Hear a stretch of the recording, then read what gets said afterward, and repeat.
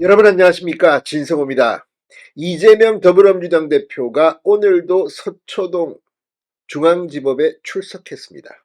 아무튼 지금 민주당 대표라는 사람이 틈만 나면 재판에 나와야 합니다. 이런 식이면 일주일에 이제 3번 정도는 재판에 나와야 할지도 모릅니다.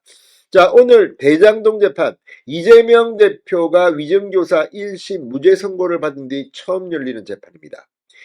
기자들은 이재명에게 질문할 것이 참으로 많은 것 같습니다. 오늘 이재명 대표가 법정에 나오자 기자들이 몰려들었습니다. 무엇보다도 지금 이 검찰 탄핵에 대해서 평검사들까지 들고 일어났습니다. 이런 것들을 물었습니다. 이재명은 뭐라고 했을까요? 자, 오늘 재판 이재명 대표 측 변호인이 상당히 흥분했습니다. 검찰이 이재명 측을 향해 증거인멸 가능성을 언급했기 때문입니다. 대장동 공범들과 연락했는가도 이야기했습니다. 자, 지금 이재명의 재판, 이 대장동, 백현동, 위례, 성남FC 4개를 합해서 하고 있습니다. 그런데 이제 대장동 재판 부분이 시작됐습니다.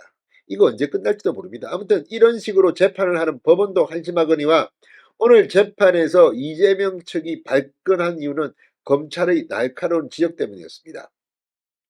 자, 이재명 대표 지금 5개의 재판을 받고 있는데 그중 2개의 1심 선고가 나왔습니다. 이제 나머지 3개 플러스 한 2개 정도 더 재판을 받아야 할지도 모릅니다.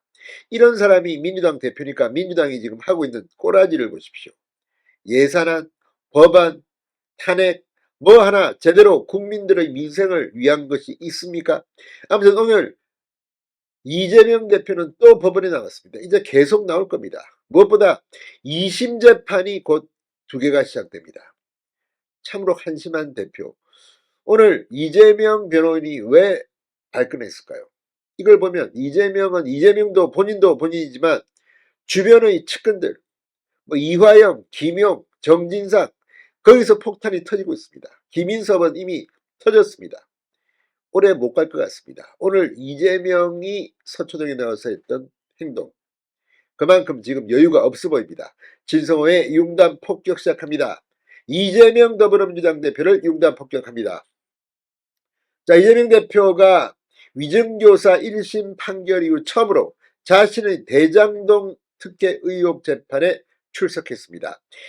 자, 이재명 대표의 위증교사 사건을 담당했던 바로 그 재판부 서울중앙지법 형사합의 33부 김동현 부장판사가 심리 중입니다. 이재명 대표는 지난달 25일 이 재판부로부터 무죄 선고를 들은 뒤 8일 만에 같은 재판부 앞에 섰습니다. 이재명 대표는 오늘 형사합의 33부 심리를 열린 대장동 위례 개발 특혜 의혹 사건 공판에 출석하면서 위정교사 1심 판결에 대한 검찰 항소를 어떻게 보시느냐? 검찰 탄핵 관련 검사들의 반발은 어떻게 생각하느냐? 기자들의 질문이 쏟아졌지만 아무런 답도 하지 않고 도망치듯 법정으로 들어갔습니다. 오늘 재판은 정인신문이 예정됐던 유동규 전 성남도시개발공사 기획본부장이 아프다. 그래서 불출석했습니다. 15분 만에 종료했는데 그 15분 동안 상당히 치열한 격전이 벌어졌습니다. 자, 유동규 전 본부장에 대한 이재명 대표 측 변호인의 지난 2일 정인신문 사항을 검찰이 지적했습니다.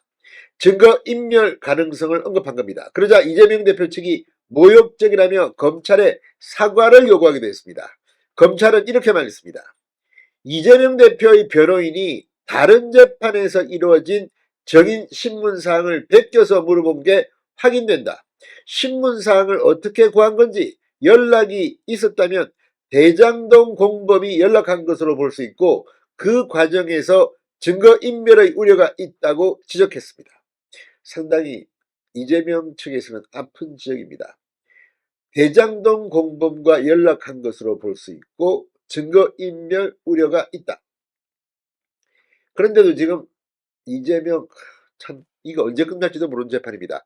정인신문 사항을 베끼는 게 문제가 되느냐는 재판부의 질문에 그렇다면 내용이 정확해야 하는데 틀린 내용들이 제시된다. 이걸 가지고 유동규의 증언이 신빙성이 없다고 탄핵할 것이고 그런 게 쌓이면 실체적 진실에서 사라진다는 것이다. 자, 그러자 이재명 대표 측 변호인은 사실관계가 틀렸다는 이야기는 쌍방다툼을 해서 재판부로부터 판단을 받아야 할 이야기다. 어디서 베꼈냐? 제대로 베껴라 하는 것은 상대방을 존중하지 않는 무례한 발언이라고 주장했습니다. 그러면서 다른 사건도 공개법정에서 재판이 진행되고 증인신문이 진행되고 있다. 공범들과 연락을 언급한 것은 모욕적이다. 사과를 요청한다고 말하기도 했습니다.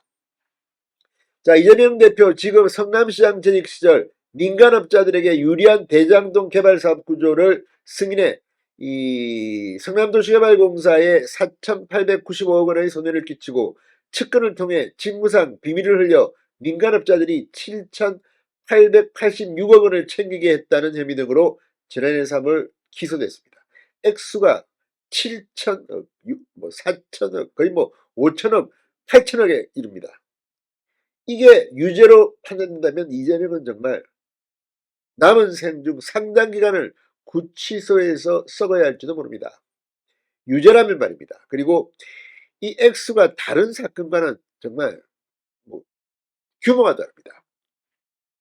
자, 위례신도시 개발사업에서 민간업자들에게 내부 정보를 알려줘 부당이득 211억 원을 얻게 한 혐의, 성남FC 구단주로서 4개 기업으로부터 후원금 133억 5천만 원을 받은 대가로 토지용도 변경 등 편의를 제공한 혐의 등도 있습니다.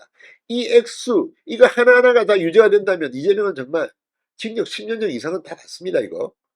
자, 이런데도 이재명 대표는 지금 트럼프 이야기를 합니다. 기가 막힌 대한민국입니다. 아무튼 오늘도 서초동에 출석했습니다. 이재명의 지역구는 인천으로 하는데 서초동과 정말 인연이 많은 모양입니다. 진성호의 융단 폭격이었습니다. 여러분 감사합니다.